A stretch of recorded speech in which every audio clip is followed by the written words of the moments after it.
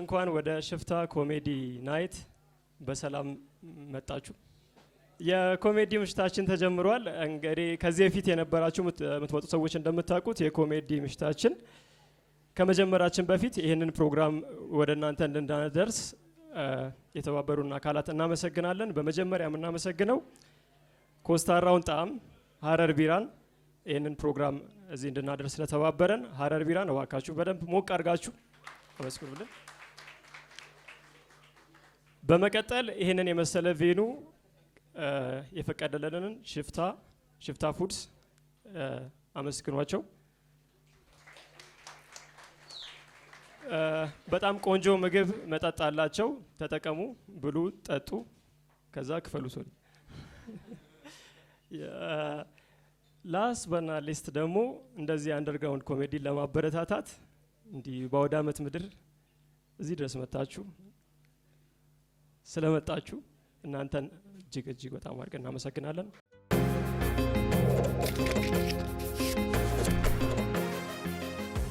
ባለፈው ከኤክሴ ጋር ተገናኝተን ነበርና ተሳስተን አብረን አደርን እና ከኤክስ ጋር ድጋሚ አብሮ ማደር በጣም ያልተጠበቀ ነገር ነው። ማለት ልክ የሆነ ድሮ የኖራችሁበት ቤት ውስጥ ተመልሶ እንደመግባት ነው ለኔ ማለት ነው። የሆነ የድሮ ትዝታዎች ይመጣሉ፣ ብዙ ታወራለህ ማለት የሆነ ሰዓት ላይ ግን ይሄ ነገር ሰፋብኝ ትላለህ።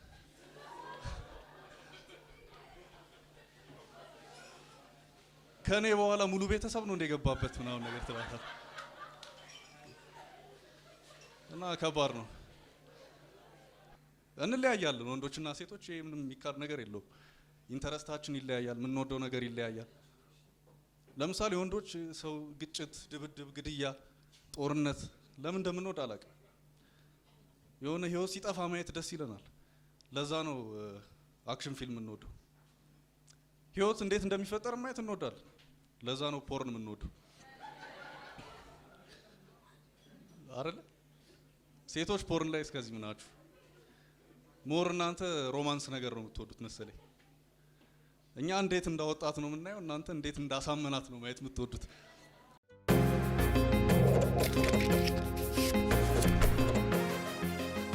We have to date by the way. Any like dating vibe-አችንን መጨመር አለብን። especially ወጣት ወንዶች ማለት ነው።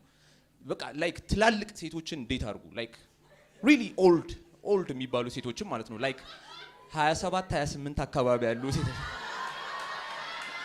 It's fucked up, right?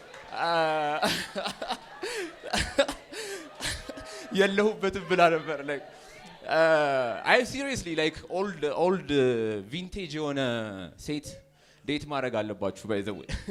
ከምርነቴን ነው። እኔ አንድ ጊዜ የኔ ሴትዮ ዴት እያደረኩ ነበርና የሚገርምሽ ነገር I took her to የሆነ ሙዚየም ማለት ነው እና እያየን ነበረ። አርቲፋክቶች ነበሩ ምናምን ነገር።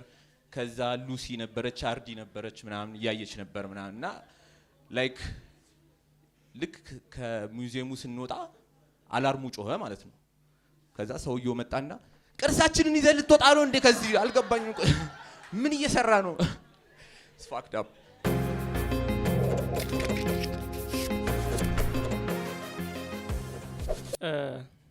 ሴክስ እንዴት መሰላችሁ? It's like በባቡር በኢትዮጵያው ባቡር ከጦር ኃይሎች እስከ ሀያት አንድ ወንድና ሴት የሆነ አብረው ምናምን ሄደው የሚደርሱበት ጆርኒ ነው ለሴቶች። ለኛ ለወንዶች ደግሞ አንደኛ ባቡሩ በጣም ሙቀት ስላለው በጣም እንትን ስለሆነ አንዳንዶቻችን ገና ትኬት እንደቆረጥን፣ አንዳንዶቻችን ገና ልደታ ሳይደርስ፣ በጣም ጥቂቶቻችን እንደኔ ያለነው ደግሞ አብረን ሀያት እንደርሳለን። ኤኒዌይስ ለኔ ገና ታጨበጭቡም ለምንድን ነው? The craziest thing happened to me last night. I was walking home.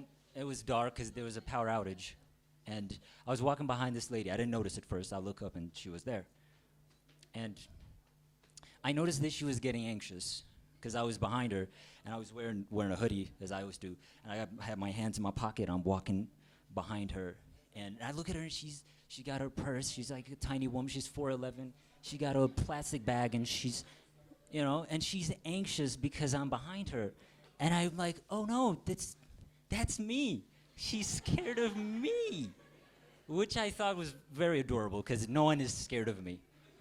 None of you are scared of me right now. If I was wielding a sword, you wouldn't be scared of me. And so I thought that was such an adorable moment, and I kind of was like milking the moment. I was like, oh, okay, maybe I'll walk a little closer. Maybe I won't. I don't know. Maybe this could be a last walk home. Ew. But I also felt a little bad because she's scared. I don't want her to be scared. I don't want her to be scared. But there's nothing I could do about it. It's not like I could put my cold hands on her shoulder and go, you don't have to worry. I'm a fucking stranger. She doesn't know. She doesn't. But then she did this thing, which I wasn't a big fan of. She did this thing where she got her phone and she you know that thing ladies do where they do the fake phone call and they're like, you guys waiting for me? You guys, all 6 of you with your shotguns? I was like, okay. I mean, who does she think she is? She's as much a stranger to me as I am to her. Why am I not allowed to be scared of her? Why? She's assuming things about that. She's assuming that I was gonna bring harm to her, and I didn't like that. And so I raped her. To prove a point, listen, don't assume things about people. I'm like Mr. Rogers. I rape with purpose and with a cause. I don't rape willy-nilly. How many times did I say rape? I'll say one word. I rape with a cause. I was raised in a pretty shitty neighborhood. We didn't have a lot of money growing up, but I never really realized that. I never really put 2 and 2 together, because I still thought we had money, because we kind of did better than most people, but we didn't do all that well. We lived in a neighborhood, you know, one of those neighborhoods where there's just like dirty soapy water just running down? And just like, it's gross. And then you trace it and there's a woman washing her hair somewhere. And it's like, ugh.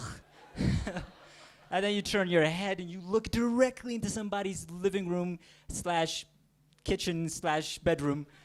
And they're wiping their kid's ass. And then you hear arguments because there's like zero privacy. That's the kind of neighborhood I was raised in. It was, but we kind of did better than ever. We lived in a compound with my family. It was me, my mom, and my dad. And we lived in this house. It was a 3-room house. And in the whole compound, there was the landlord, there was our house, and then there was like another 3rd house. And that was the thing. But the one thing that really used to bother me, and even back then, was that there was a shared bathroom. Sharing a bathroom is a horrible thing because everybody knew when you were going to the bathroom. Everybody knew. You couldn't do anything at home. You have to walk, and then you'd run into somebody, and they'd know you're about to use the bathroom because you got your fucking tissue in your hands. Like, you got the, and they'd know, and they want to talk to you, which is horrible. But people talking to you before you go to the bathroom isn't as bad as people talking to you after going to the bathroom. It's just something about like taking a shit. Like, I don't want to get out of the bathroom and then join civilization. I don't want to be in society. And the whole compound was a very social place. You get out and it's just chaos. Just people, like kids. I don't want to...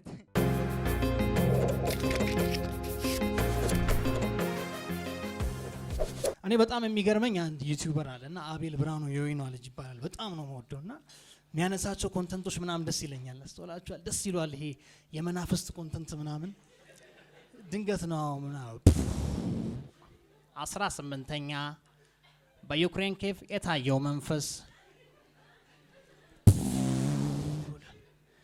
አድማጮች፣ ይሄ ውሸት አይደለም፣ ይሄ ተረክታ አይደለም፣ በእውኑ በዩክሬን ውስጥ የሆነ ነገር እንጂ ዳሪዮስ ዶኮቪች ይባላል የዩክሬኑ መንፈስ። ይሄ መንፈስ እንደ ሀገር በቀሎቹ ቡዳ በስማም ብትሉት አይሰማም። እንደኛው ሀገር አንደረብ ቢስሚላህ ብትሉትም ያለው የዩክሬንና የራሻ ቀሳውስት እንተ ኖምነ ሳዳናስ ቢዘምሩ ቢቀድሱ ምንም ለውጥ አላመጡም። ዳሪዮስ ዶኮቪች ወይ ፍንክች የአባ ቢላዋ ልጅ እና በጣም የሚያነሳቸው ኮንቴንቶች በጣም ፍራይት ያደርጋሉ። ታንክ ዩ። እና ኮንቴንቶቹ በጣም ነው ደስ የሚሉኝ እና እንዴት ነው እሱስ ቢሆን ከገርል ፍሬንዱ ጋር አሁን ደውላለት እዛው ስራ ላይ ሄሎ ሰላም ጤና ይስጥልኝ ወዷ ባለቤቴ ዛሬ ስላንቺ ቁጭ ብዬ ሳስብ ልቤ በደስታ ትሞላለች። በተለይ ደግሞ ዛሬ ራሳችሽ እንደምትጠብቂኝ ሳስብ የሰብስክራይበር ደውሏ ከምትጮህ በላይ ደስታ ያልከለው። በነገራችን ላይ ደጋግመሽ በሌላ አካውንት ላይ ሰብስክራይብ ማድረጉን እንዳትረሺ እቤት እመጣለሁ ይላታል። እና ሄደ ድራይቭ እያደረገ ምሽት ራት ተጋብሷል። ደረሰ በር ሲከፍት እሷ ደግሞ የሻማ ራት አዘጋጅታለታለች። በቃ ሻማውን አብርታ ነጭ ቢጃማ ለብሳ ጸጉሯን ለቃ ጨለማ ውስጥ ቆማለች። ሻማ በርቷል። ልክ ከፍቶ ሲገባ የሚገርም ኮንተንት ስልኩን አወጣና ካሜራ ላይ አድርጎ 18ኛ በኔ ቤት ውስጥ የታየው መንፈስ የኢትዮጵያውያኑ የዳቼ መንፈስ ተከታትሎኝ እዚህ ድረስ መጥቷል። አራቤላ እኔ ምን ጸዴ ኮንቴንት ነው ችግር የለውም። ተመልከቱልኝማ በዚህ ምሽት ቆማ ታወራኛለች። አድማጮች ይሄ ማሳያችሁ ተረት አይደለም፣ ውሸት አይደለም። እዚህ ሆነ ቤት የተደረገ ነገር ነው። ሁሉ ነገር ኮንቴንት ነው እና አቤላ ጋር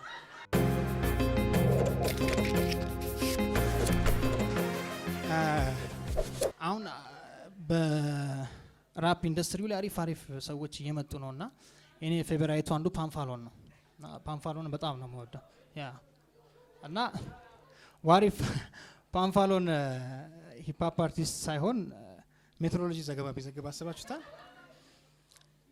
አድማጮቻችን የሰዓቱ ዜና ይሄን ይመስል ነበር። ከዚህ በመቀጠል የሜትሮሎጂ ዘገባ የሚያቀርብልን ፓንፋሎን መስመር ላይ ወደ ፓንፋሎን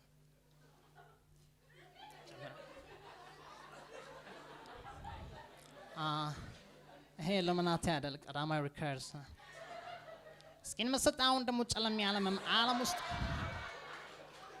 እስኪን መሰጣውን ደሞ ጨለም ያለመም ዓለም ውስጥ ነገ አዲስ አበባ ላይ ፀሐይ ይወጣል በኃይለኛ ውስጥ ወንድም ዓለም አስተውል ጃኬት ደረበ እንዳትወጣ አለበለዚያ ነደተውላለ ስትንጣጣ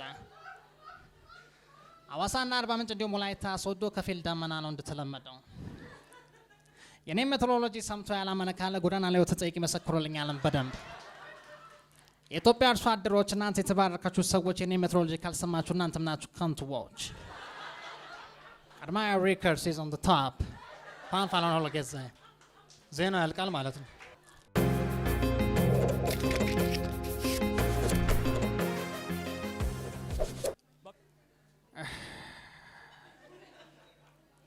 ልክ አጨብጭባችሁ ስጠሩ አሁን አይናችን ኮንታክት ሲያደርግ እኮ በመለከት ለጠራኝ ተችላለን። አሁን ለማሽቃበጥ ነው፣ ለአለቃው ልትናገር ፈልገው ነው፣ ላለመስማት በቀን 3 የምትመላለሰው ምንድነው? የሰው ልጅ መብላት ያለበት በቀን 1 ጊዜ ነው።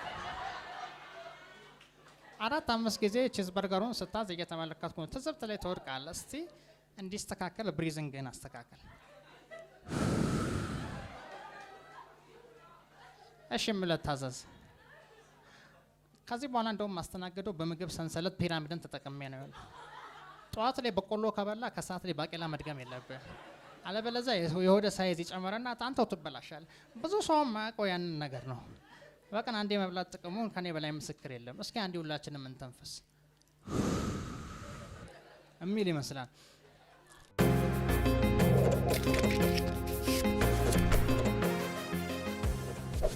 My parents I never connected it though because my parents never told me. That's what I always say. They never told me we didn't have money. My dad used to always say, you just say no to things. He wouldn't even just be like, hey buddy, we can't afford it. He just said no. And then that would lead to an argument, and I just hate that. It kind of made it seem like he had money, but he didn't want to spend it. And he would just tell me to just make your case. While I'm 7 years old, I can't make my case as to why I need a toy. And so one day he was like, I asked him for a toy, he made me a whip. I was like, I'll get you. And then he made a whip for me, and it was a beautiful whip. I liked it.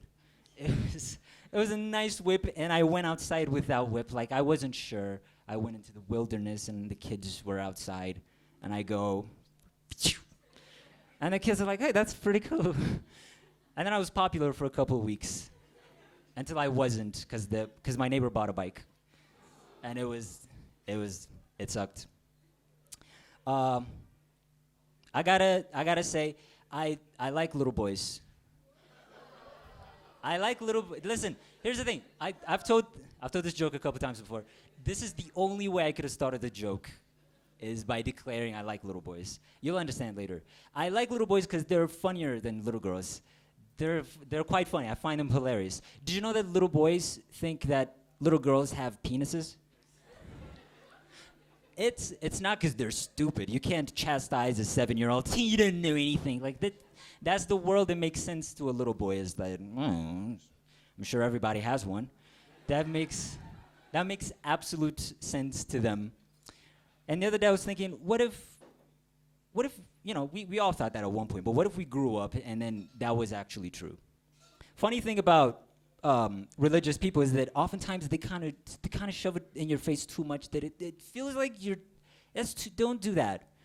You know what I mean? Like imagine I came up to you in the street and I was like, hey, my friend Steve likes you. In fact, he loves you. He loves all of us. And he's watching you and me at all times. Like, damn! Chill. Or tell your friend to chill. I don't know who's the creep here. But yeah, I always say that just take it down a couple notches. That's what I always say.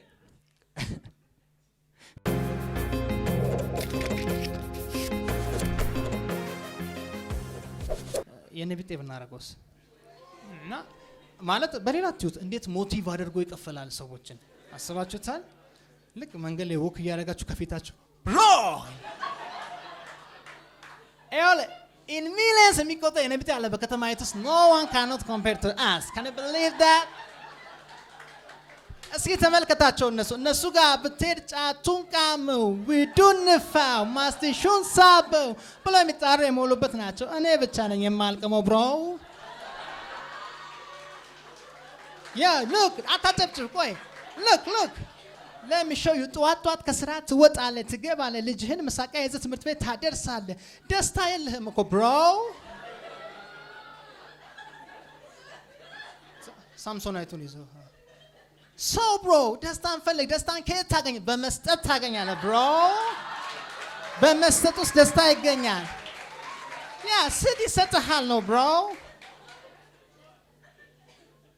ና እንደዛ አትመለከተኝ። እኔ እኮ በማርያም በእግዚአብሔር ማለት አቅቶኝ አይደለም፣ ግን ዲሲፕሊን በሆነ መልኩ ህይወትን የምትገፋው ስትሰጥ ነው bro. ስድ ይሰጥሃል። ሳቅ ጨዋታችን ይመስል ነበረ። ይመቻችሁ። ቴንክ ዩ። አመሰግናለሁ።